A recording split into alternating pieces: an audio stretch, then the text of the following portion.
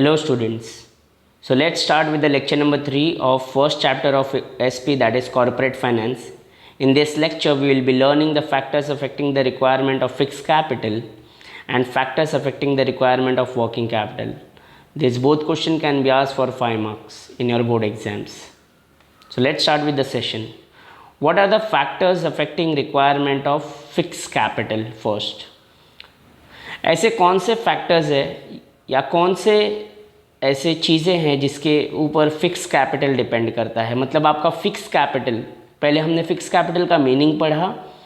The capital invested in fix assets is known as fix capital.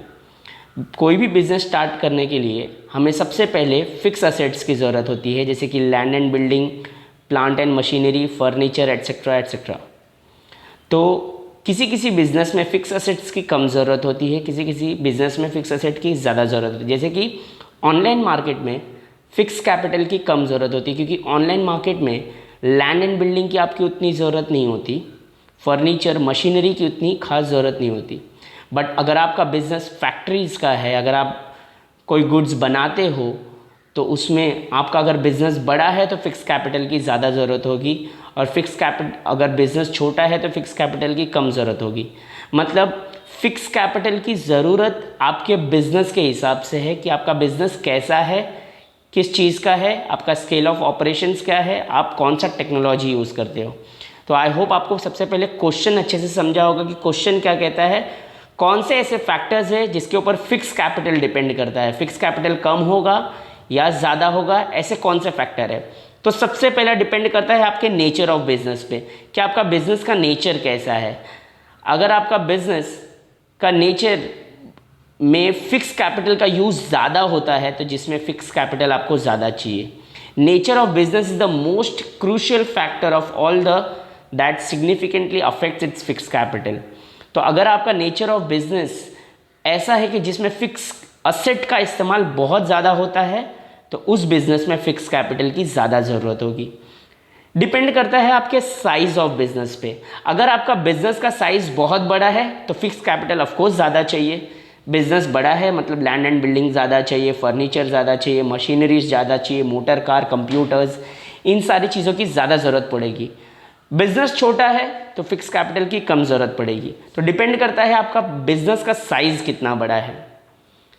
फिर depend करता है आपका स्केल ऑफ ऑपरेशन कैसा है। मतलब आप प्रोडक्शन या फिर कोई भी चीज़ का प्रोडक्शन कौन से स्केल पे करते हो। अगर आप बहुत ज़्यादा लार्ज स्केल में करते हो तो आपको फिक्स कैपिटल की ज़्यादा ज़रूरत पड़ेगी। लेकिन आपका प्रोडक्शन बहुत कम स्केल में करते हो, आप छोटे से स्केल में मतलब ज़्यादा प्रोडक्शन नहीं करते हो, तो आपको फिक्स कैपिटल की कम ज़रूरत पड़ेगी। डिपेंड करता है कि आप कौन सा टेक्नोलॉजी यूज़ करते हो, मॉडर्न टेक्नोलॉजी या ट्रेडिशनल। अगर आप मॉडर्न टेक्नोलॉजी यूज़ करते हो तो आपको ज़्यादा फिक्स कैपिटल की ज़रूरत पड़ेगी। बट अगर आप ट्रेडिशनल टेक्नोलॉजी यूज़ करते हो तो आपको कम फिक्स कैपिटल की ज़रूरत पड़ेगी। डिपेंड करता है कि आप कौन सा प्रोडक्ट बनाते हो, कॉम्प्लेक्स या सिंपल। अगर आप सिंपल प्रोडक्ट बना रहे हो तो आपको फिक्स कैपिटल की कम ज़रूरत पड़ेगी। But if you are producing the complex product मतलब कि बहुत डिफ़िकल्ट प्रोडक्ट बना रहे हो जिसके अंदर बहुत सारे प्रोसेस इन्वॉल्व है, ऐसे प्रोडक्ट्स के लिए आपको more fix capital, you need more fix capital. So manufacturing of complex product need more fix capital then what amount is required for making simple products. Depend करता है कि आपका स्कोप ऑफ एक्टिविटीज़ कैसा है। अगर आपका स्कोप ऑफ एक्टिविटीज़ ज़्यादा है, मतलब आपके जो प्रोसेस है वो बहुत ज़्यादा है, तो उसमें आपको फिक्स कैपिटल की बहुत ज़्यादा ज़रूरत होगी। आपके बहुत सारे डिपार्टमेंट्स हैं तो आपको फिक्स कैपिटल की ज़्यादा ज़रूरत पड़ेगी। डिपेंड करता है कि आप असेट को एक्वायर कैसे करते हो। मतलब आप रेंट पे लेते हो या लीज़ पे लेते हो या फिर आप खरीदते हो।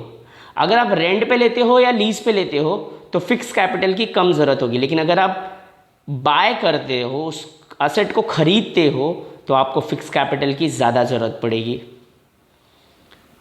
फिर डिपेंड करता है कि गवर्नमेंट आपको सब्सिडीज़ कितना दे रहा है, क्योंकि कुछ गवर्नमेंट कुछ इंडस्ट्रीज़ को सब्सिडीज़ देती है फिक्स कैपिटल्स के लिए। तो अगर गवर्नमेंट का सब्सिडीज़ ज़्यादा है तो आपके फिक्स कैपिटल का ज़्यादा टेंशन नहीं होगा, तो फिक्स कैपिटल की रिक्वायरमेंट कम होगी। लेकिन अगर गवर्नमेंट सब्सिडीज़ दे ही नहीं रही है तो आपको फिक्स असेट आपके पैसे से खरीदना पड़ेगा, तो फिक्स कैपिटल की ज़्यादा रिक्वायरमेंट होगी।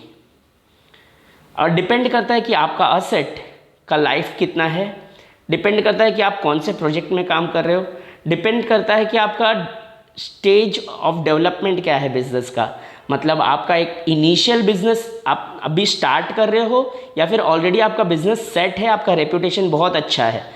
तो अगर आपका बिजनेस पहले से सेट है तो आपको फिक्स कैपिटल की कम रिक्वायरमेंट है, लेकिन अगर आपका बिजनेस नया है तो आपको फिक्स कैपिटल की ज़्यादा रिक्वायरमेंट है। आपके असेट का लाइफ बहुत छोटा है तो आपको बार बार फिक्स कैपिटल की ज़रूरत पड़ेगी, और अगर आपका प्रोजेक्ट जो सस्टेन है वो लंबे समय तक चल रहा है तो फिक्स कैपिटल की कम रिक्वायरमेंट है, लेकिन आप बार बार प्रोजेक्ट को बदल रहे हो तो फिक्स कैपिटल की ज़्यादा रिक्वायरमेंट है। तो यहाँ पे हमने ये क्वेश्चन देखा कि कौन से ऐसे फैक्टर्स हैं जिसके ऊपर फिक्स कैपिटल डिपेंड करता है।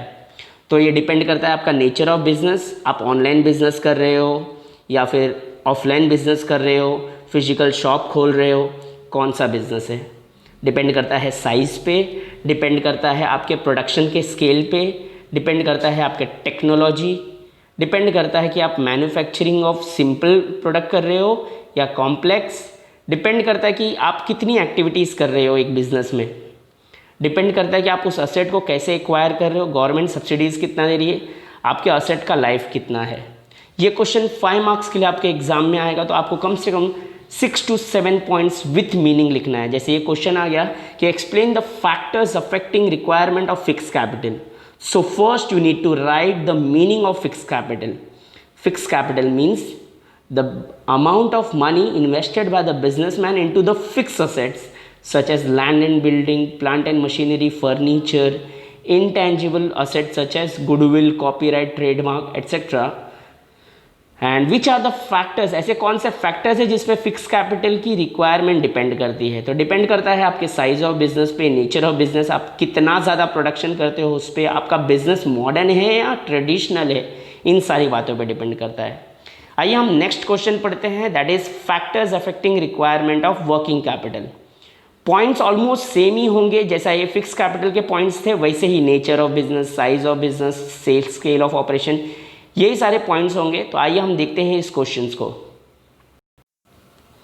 तो सबसे पहला factors affecting requirement of working capital depend करता है आपके नेचर ऑफ बिजनेस पे, कि आपका बिजनेस कैसा है। अगर आपका बिजनेस मैन्युफैक्चरिंग है या ट्रेडिंग है, अगर आपका बिजनेस मैन्युफैक्चरिंग है तो उसमें प्रोडक्शन आपको करना पड़ेगा, रॉ मटेरियल लाना पड़ेगा, रॉ मटेरियल कितने देर के बाद फिनिश गुड्स बनता है, इन सारी बातों। मान लो कि रॉ मटेरियल फिनिश गुड्स बनने में 50 डेज़ लगते हैं, तो 50 डेज़ तक आपका जो वर्किंग कैपिटल है वो वहीं पे फंसा रहेगा, मतलब आपका कैश जो है रॉ मटेरियल से कन्वर्ट होने के बाद फिनिश गुड्स में बनने तक और उसको बिकने तक बिजनेस में बहुत लंबे समय तक रहेगा।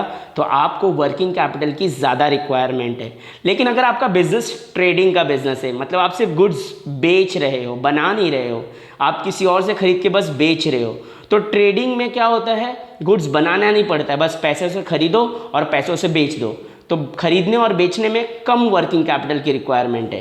देखो यहाँ पे क्या लिखा है, more capital is required on the contrary in the case of trading business, goods are sold immediately after purchasing और sometimes the sale is affected even before the purchase itself.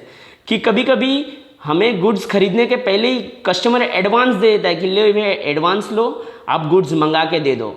तो हमें ट्रेडिंग बिजनेस में working capital की कम requirement है as compare to manufacturing. Manufacturing में production के लिए रॉ मटेरियल खरीदो।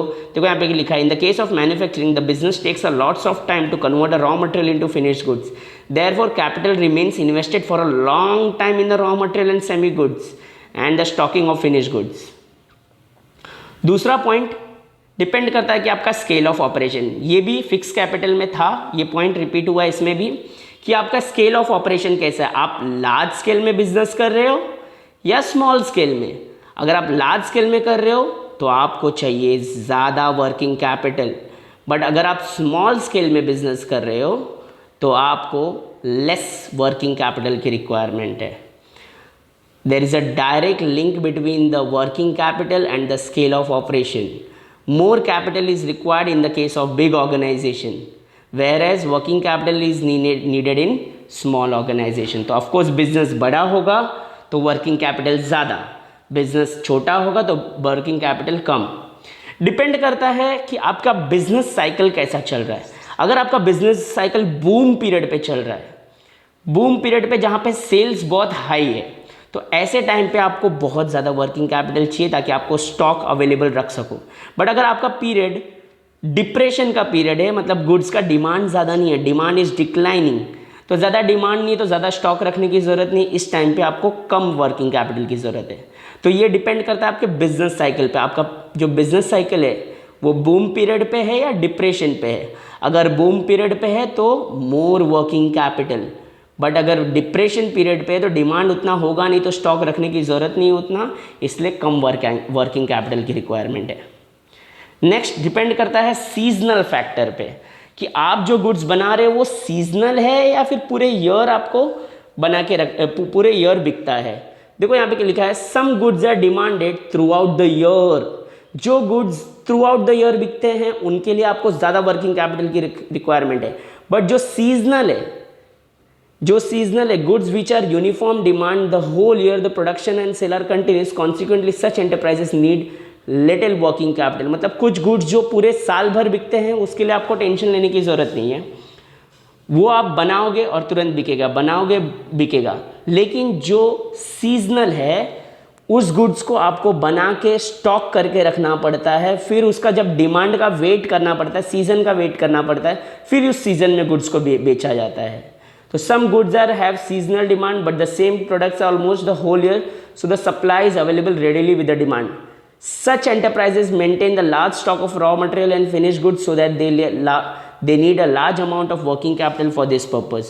Like woolen mills are good example. Woolen mills मतलब गर्म कपड़े बनाने वाली मिल को ज़्यादा वर्किंग कैपिटल कब चाहिए, जब वो सीज़न आएगा। सीज़न के हिसाब से डिपेंड करता है कि आपका प्रोडक्शन साइकिल कैसा है। अगर आपका प्रोडक्शन साइकिल छोटा है, production cycles means the time involve, मतलब कि जैसे कि रॉ मटेरियल से फिनिश गुड्स बनने में किसी ऑर्गेनाइजेशंस को सिर्फ 2 दिन लगता है, और कोई प्रोडक्ट में रॉ मटेरियल को फिनिश गुड्स बनने में मे बी 20 डेज लगते हैं। तो यहाँ पे वर्किंग कैपिटल की इस प्रोडक्ट के लिए बहुत ज़्यादा ज़रूरत है, बट इस प्रोडक्ट में वर्किंग कैपिटल की ज़्यादा ज़रूरत नहीं, क्योंकि आप रॉ मटेरियल खरीद रहे हो, फिनिश गुड्स बनाने में आपको सिर्फ 2 दिन लग रहा है, फिर 2 दिन बनाने के बाद आप फिर बेच देते हो और फिर से कैश में वो कन्वर्ट हो जाता है। लेकिन ये वाले प्रोडक्ट में जहाँ पे रॉ मटेरियल को फिनिश गुड्स बनने में 20 दिन, 50 दिन, 2 महीने, 3 महीने लग जाते हैं, ऐसे बिजनेस में ज़्यादा वर्किंग कैपिटल की रिक्वायरमेंट है। Okay, the longer the period, दो क्या लिखा है यहाँ पे, the longer the more this period the more will be the time for the capital remains block in the raw material and semi finish goods, the more capital will be needed. On the contrary where the period of production is cycle is little, मतलब production cycle का जो time है वो कम अगर होगा तो कम capital की requirement है। डिपेंड करता है कि आप क्रेडिट कितना देते हो। अगर आप गुड्स उधार पे बेचते हो तो ज़्यादा वर्किंग कैपिटल, बट अगर आप क्रेडिट फैसिलिटीज़ कस्टमर को नहीं देते हो, कैश बेसिस पे बिजनेस करते हो, तो आपको उतना ज़्यादा वर्किंग कैपिटल की रिक्वायरमेंट नहीं है। देखो यहाँ पे लिखा है those enterprises which sales goods on cash basis they require a little working capital, but those who provide a credit facilities to the customers need more capital। तो अगर क्रेडिट दोगे तो more working capital, ठीक है, और अगर cash पे बेचोगे तो less working capital। ओके, आप इसका शॉर्टकट भी बना सकते हो याद रखने के लिए। हाँ, आपको कितना क्रेडिट मिलता है, अगर आप जहाँ से रॉ मटेरियल खरीदते हो सकता है आपको वहाँ से भी क्रेडिट मिल रहा है, तो अगर रॉ मटेरियल खरीदने के लिए आपको क्रेडिट मिलता है तो कम वर्किंग कैपिटल की रिक्वायरमेंट है, बट अगर रॉ मटेरियल खरीदने के लिए आपको कैश पे खरीदना पड़ता है तो वर्किंग कैपिटल की ज़्यादा रिक्वायरमेंट है। तो डिपेंड करता है कि आपको कितना क्रेडिट मिलता है। देखो यहाँ पे क्या लिखा है, if the things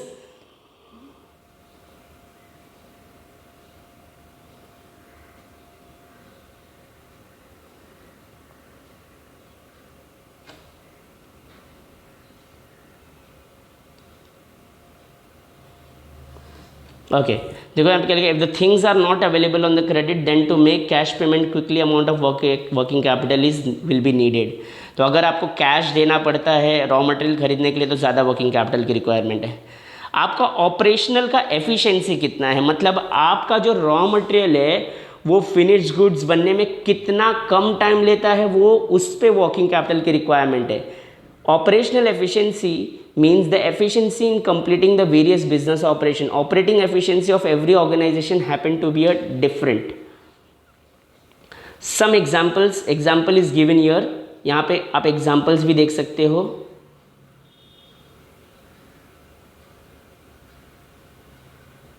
You can see here some examples.